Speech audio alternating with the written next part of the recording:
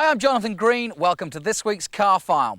Now, if you're the sort of guy who sits around with his mates talking cars all day, well, there's a few things you've got to get out of the way, first of all. 0 to 60 times. Maximum speed. And how they look. Well, all of this week's cars look absolutely fabulous. And in terms of speed and acceleration, well, they don't disappoint, as we bring you three high-performance cars from Mercedes, Volkswagen and Jaguar. Representing Volkswagen, we have the Passat W8 4Motion. 0 to 60 in 6.5 seconds, top speed of 155 miles per hour, four-wheel drive, and of course, that fabulous W8 engine. From Mercedes, we have the SLK AMG.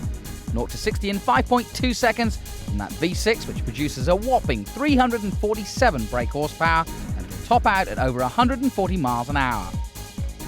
And from Jaguar, we have the awesome S-Type R. It's a V8, it's supercharged, it's got 400 horsepower, and it'll get to 60 in just over 5 seconds.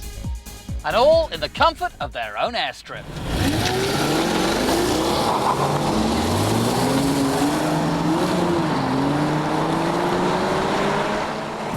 Although the performance figures are the first thing we tend to look at, a performance car is about much more than that. It's about how it rides and handles, especially being pushed. How it stops, important when you have big power to play with, and how it sounds. And of course, how it makes you feel when you drive it.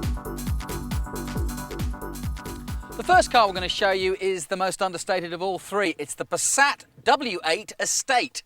And at first glance, it's like any other Passat, hardly the kind of car that will get you pulse racing. But as we said at the start of the programme, this car is packed with a lot of surprises. If you look closely at the W8, there are a few telltale signs that this isn't an everyday Passat. The 17-inch alloy wheels and high-performance tyres, the chrome detailing and subtle badging, and the most obvious sign, the menacing 4 chrome tailpipes. On the inside, the Passat is the same high quality as any other top VW. Lots of chrome, detailing and leather, the addition of Tiptronic gearbox, which lets you work the W8 engine F1 style. Tiptronic gearbox, 275 brake horsepower and an airstrip. Be rude not to, wouldn't it?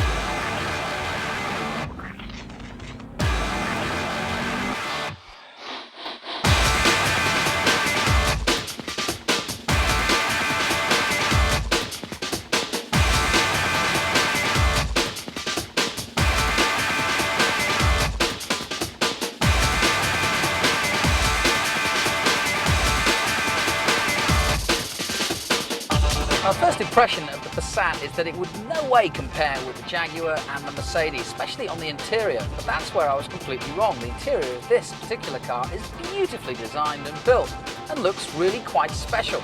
And also, the performance of this car is certainly not undone by the other two cars or outcompeted by them.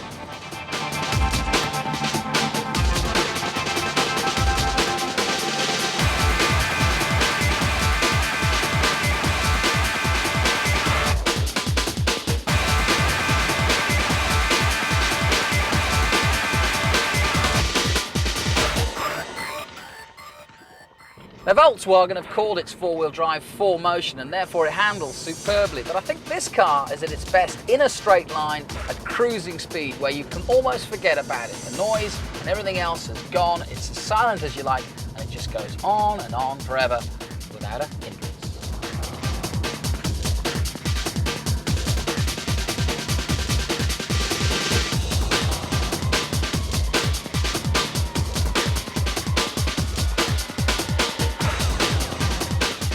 And like a luxury car, it's got all the gizmos. It's got your 6CD changer, your climate control, electric mirrors, electric locking doors. The only thing it doesn't have is an electric seat, which is a bit of a shame because that would have been perfect in here, but no matter, it really has everything, and safety is paramount. 6 airbags around the car. You've got no worries for the whole family in this particular vehicle. Overall, this car has got a lot of great qualities. It's a lovely performing car. It's got a beautiful note coming out of the exhaust, really giving it a feel of a performance car. No doubt about it, when it comes to refinement, the Passat is superb. Extremely smooth and easy to drive, yet with fabulous performance figures. 0 to 60 in 6.5 seconds, 155 top speed and bags of pulling torque from that W8 engine. Safety-wise, the Passat is also very impressive, with countless airbags and electronic wizardry, and of course four-wheel drive to keep you on the bendy bits. Certainly an impressive piece of kit for 30 grand.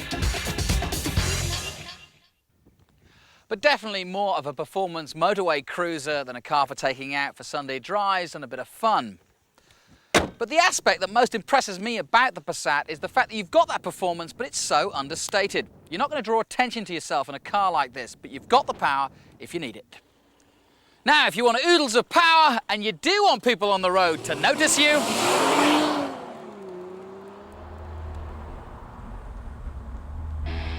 then how about one of these, the Mercedes SLK AMG. Looks-wise, it's certainly not understated. Power-wise, boy, can it move.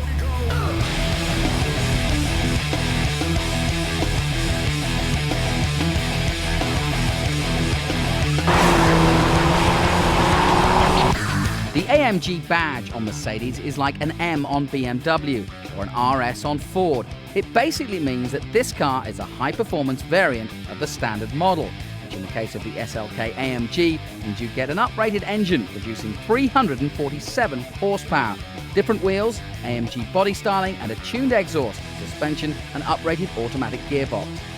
The interior also gets a makeover with a new instrument cluster and more sporty seats.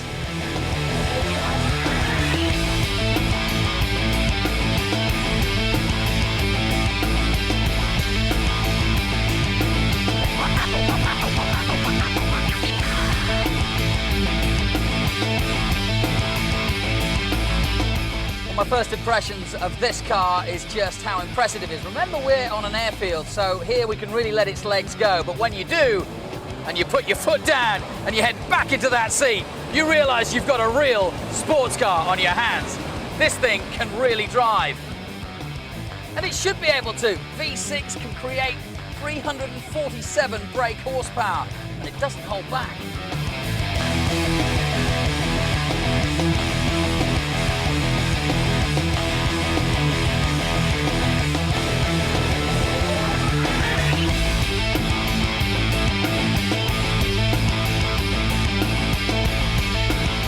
Now, another thing about a convertible, obviously, is just what's the wind like? Well, here in this car, you're quite low down, and actually the wind goes right over your head immediately, and you don't feel it that much, and you certainly don't hear it. The only thing you do hear is the beautiful sound of this V6 engine.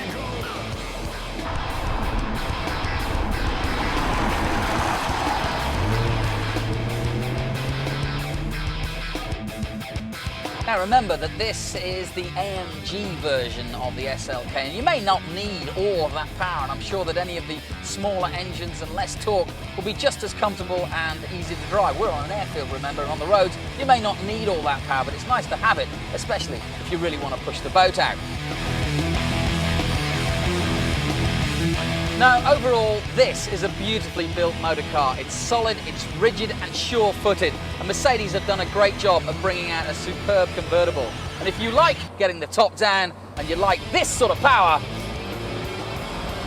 whew, then there's definitely the car for you.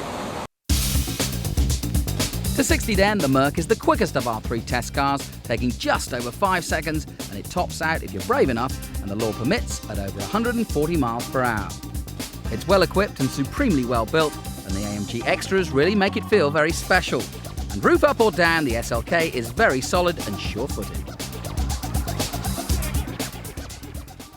So, two very different cars in the VW and the Mercedes, and after the break we'll be trying our third test car, the Jaguar S-Type R, and we'll be taking a look at the latest performance car from Audi, the stunning 450 brake horsepower RS6. Join us soon.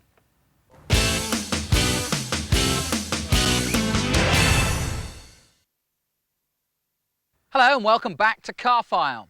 Now, when you think of Jaguar, you think of retired businessmen wafting their way to the golf course in an XJ, the smell of pipe tobacco and leather. Which is odd, really, when you consider the amazing heritage that Jaguar have got in racing cars and sports cars. Well, if you are a Mr. Smith or a Mr. Jones and your Jaguar doesn't go over 50 miles an hour and the only association you have with motorsport are the checks on your picnic blanket, well, this car is not for you. Because this is a Jaguar S-Type R, it might look like your normal S-Type, but it couldn't be more different. The R on this car means superchargers, 400 horsepower, 0 to 60 in just over 5 seconds, a 4.2-litre engine, big alloys, low-profile tyres and awesome twin chrome tailpipes. This is definitely one cat that'll get the pigeons flying.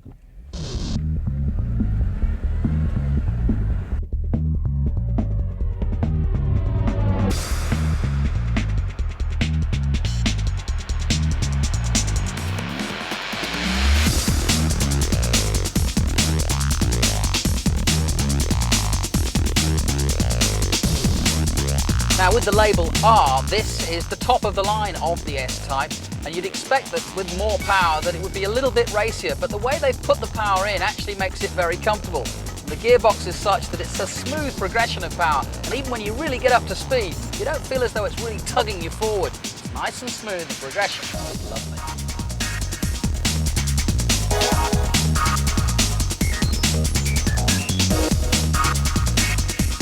Now once you've gone through the gearbox and you're accelerating and you get to a sort of maximum power and maximum speed that you want to go at, it's great. And those superchargers really kick in, but that's where the real problem comes in, because the superchargers really make an awful whine, and that's a real surprise for such a smooth car.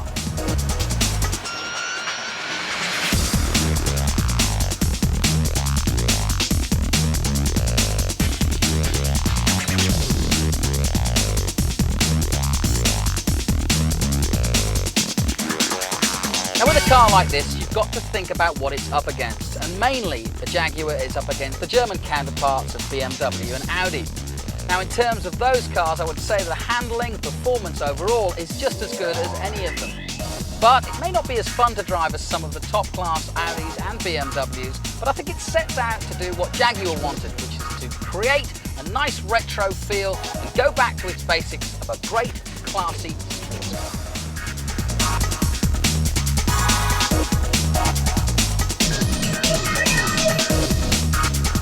Of all our cars, the Jaguar actually feels the quickest under acceleration. It's extremely smooth, and the traction control will help you keep the back end in a straight line when you pull away hard or take bends quicker than you should. Equipment levels on this car are also impressive. With any car with this level of performance, running costs will be high, but the fuel consumption is better than you might think, at over 22 miles to the gallon. But drive the Jag hard and you can expect those to plummet. So that's our 3 performance cars tested, and something really for everyone, whether it's the understated VW, the flamboyant Mercedes or the classic Jaguar. And at the end of the programme we'll be giving you our car file test scores. But first of all, it's our alternative performance car test. And a few weeks ago, Carfile got the great opportunity to go to the launch of the latest Audi RS6. It's a tough job, but somebody's got to do it. Those of you who follow the world of performance cars will know that Audi are no strangers to this market. Indeed, their last high-performance model, the RS4, was quicker than most of the exotic sports cars on the road, which is all the more impressive when you see that it's an estate. Though no longer in production, the RS4 had a whopping 380 horsepower. Certainly not tame, but this figure does seem small in comparison to the likes of the Jaguar S-Type R and the BMW M5's 400. Well, to counter that, Audi's new supercar, the RS6, now boasts a staggering 450 horsepower. Although it is available as an Avant, that's an estate to you and me, the company are also producing the car as a regular saloon. Well, we say regular, but the performance figures are far from regular. 0 to 60 takes 4.7 seconds with acceleration that is incredibly smooth, and if the road permits, the RS6 is capable of getting you to 180 miles per hour. Power in the RS6 is a twin turbocharged 4.2-litre V8, which Audi say is capable of producing even more power than its 450 current horsepower. And the good news is the car sounds like a V8, with those exhaust pipes producing a fabulous note. Although the cars are only available with automatic transmission, it does have a paddle shift option mated to the gear change as standard, so you can hold the car in the gears and really work the engine for more exciting drive. Now, we all know Audis have a reputation for being safe on the roads, but the RS6 obviously needs a bit more trickery than usual to harness all that power and keep it rooted to the tarmac. As well as the four-wheel drive and an electronic stability program, the car is also fitted with dynamic ride control, which is a new device that controls the damping effect of the shock absorbers to keep the car even more stable when cornering hard. The result is a superb ride, making the RS6 seem unbelievably sure-footed. Now, with all that power on tap, you need to be able to stop quickly. Well, the Audi has 8 pot calipers at the front and a large single piston at the rear, which pushes the pads onto a huge 375mm disc. The result is stopping power that is absolutely phenomenal, and will no doubt make the RS6 an awesome track car, as well as an everyday vehicle. And it's the practicality and ease in everyday driving that make this car so special. Yes, there are other cars out there that will go as quickly, but they won't seat 5 in comfort, and they won't be as well put together as this one, and they're unlikely to be as reliable. Another great feature of this car is that it's so understated. Other than 19-inch wheels and tailpipes, it doesn't look that different from the standard A6. Just curvaceous and stylish without the need for spoilers and wings that will draw attention to the car. One thing is in no doubt though, whether saloon or estate, the RS6 is going to be one of the quickest cars on the road.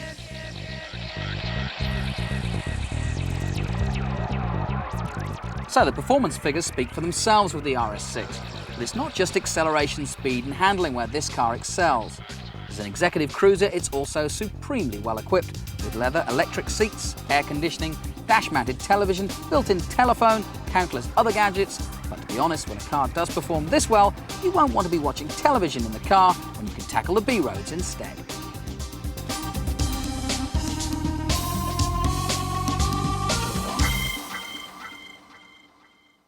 So the RS6, certainly one to look out for in the future. Now, if you still haven't seen your dream performance car, well, here's our top 3 car file alternatives.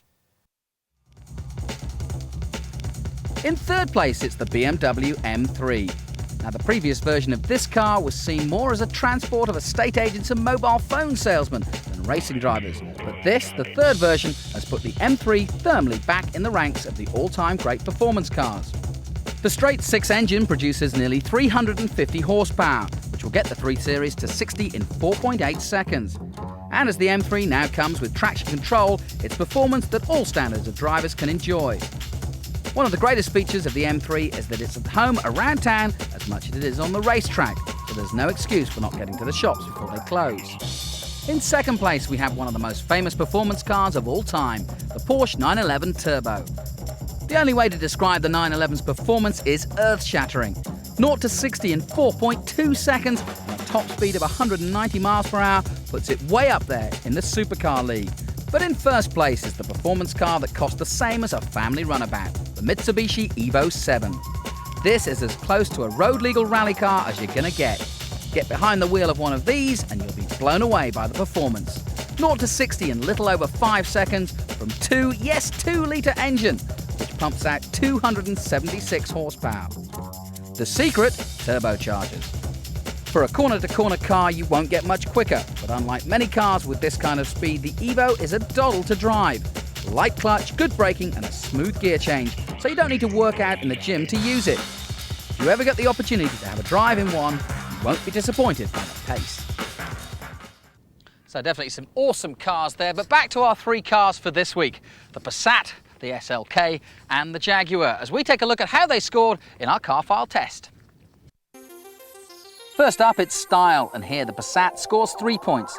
Yes, we know it's an estate, but it's still sleek and it does look purposeful, and with that classic VW interior, you really get the great sense of occasion behind the wheel. The SLK gets 3.5 points here because, let's be honest, you'd rather be seen in a drop top than an estate. Highest marks though go to the Jag. It's the classic shape, yet it oozes aggression and elegance at the same time, something the other 2 cars fail to do. Next up is performance, and here the Passat gets 3 points. We love the W8 engine, it sounds great, it pulls well, and an estate that will do 155 miles an hour deserves respect. The Mercedes gets 4 points here. It's amazingly quick and has reasonable fuel consumption, and again, that supercharged engine is a stormer. And the Jag gets 3.5 points. Handling next, and here the Passat gets 2.5. Not that it's a bad ride, more that it's not as sporty and as precise as the engine that powers it suggests. The Mercedes gets 3 points here. Again, though it's a performance Mercedes, the ride feels quite soft and the steering is not as sharp as, let's say, the Porsche Boxster. And again, it's the Jag that gets the highest points. It's a smooth and sure-footed ride, yet push it hard on the corners, and it doesn't feel like the big executive carrier that it is. Next up, practicality, and here the Passat gets 4.5. It's got the power of a great performance car matched to the practicality of a big estate. What more could you want? Mercedes scores 2, and with the roof up it's not bad, but with it down you have really limited stowage space, and of course it's only a 2-seater. And the Jaguar gets 3.5. You can seat 5 adults, it's got 4 doors and a reasonable boot, yet it's not too big to be a pain when parking it in town. And finally, it's value for money, and here the Passat gets 4 points. When you look at the carrying capacity, those performance figures, and then the price, you're clearly getting a lot of car for your money. The Mercedes gets 2.5 points. Yes, it's fast and it's stylish, but at just under 45 grand, you can't help but feel that you're paying heavily for that Mercedes and AMG branding. And the Jaguar gets 3.5. It costs less than many of its European rivals, yet it delivers as much as they do. And residual values aren't bad for this type of car. So this week's total scores: the Passat gets 17 points, the Mercedes gets 15 points, and the Jaguar gets 18 points, making Jaguar this week's winner. To be honest, we were quite surprised at just how well the Passat fared against what is pretty stiff opposition. But at the end of the day, of the 3 cars that we tested, there's no question about it that the Jaguar is the best overall performance package. I'm Jonathan Green. Thanks for watching Car File. We'll see you next time.